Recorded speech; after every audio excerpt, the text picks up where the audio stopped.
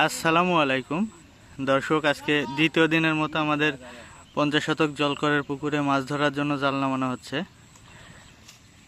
এই যে দেখুন পুকুর, এই পুকুরে আমরা বাংলা মাছের সাথে মিশ্রভাবে পাবদা মাছ চাষে দিয়েছিলাম। আসলে ছোট পুকুরে পাবদা মাছের খুব ভালো রেজাল্ট আনা সম্ভব হয় না, তো আমরাও খুব একটা ভালো রেজাল্ট আনতে পারিনি। এই 50 শতক জল করে আমরা 40,000 পিস পাবদা মাছের পোনা দিয়েছিলাম।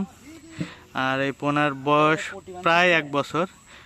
আর যখন ছাড়ি আমরা 1 বছর আগে, তখন এটা ছিল 2500 পিসে কেজি। আমরা কালকে এখান থেকে শুধুমাত্র পাবদা মাছ ধরছি, বাংলা এবং পাবদা মিশ্রভাবে ছিল। আমরা বাংলা মাছ কালকে কিছুই ধরিনি, আজকে বাংলা এবং পাবদা সবই ধরবো। কালকে এখান থেকে 37 মণ পাবদা পুকুর পাড় থেকে বিক্রি করে দেওয়া হয়েছে। আর এটা আপনার 17টাই কেজি ছিল। চাষে দেওয়ার সময় 2500 পিসে কেজি ছিল, 1 বছরে মাত্র 17টাই কেজি আসছে। আসলে জায়গা ছোট এবং মাছও একটু ঘনই ছিল। 50 শতক জায়গা, 40,000 পিস পাবদা বাংলা মাছের সাথে। তো কালকে 37 মণ কাঁচা মাছ বিক্রি করা হয়েছে, এটা পাকা না। 40 মণ হিসাবে 37 মণ মাছ গেছে এখান থেকে।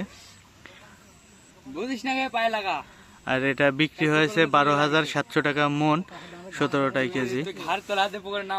তো আজকে যে মাছগুলো আছে, এই মাছগুলো আমরা নিজেরাই ধরবো, এগুলার ব্যাপারীকে দিব না। আর অল্প কিছু মাছ থাকতে পারে, আর এত অল্প মাছ নেওয়ার জন্য ব্যাপারী আসবেও না।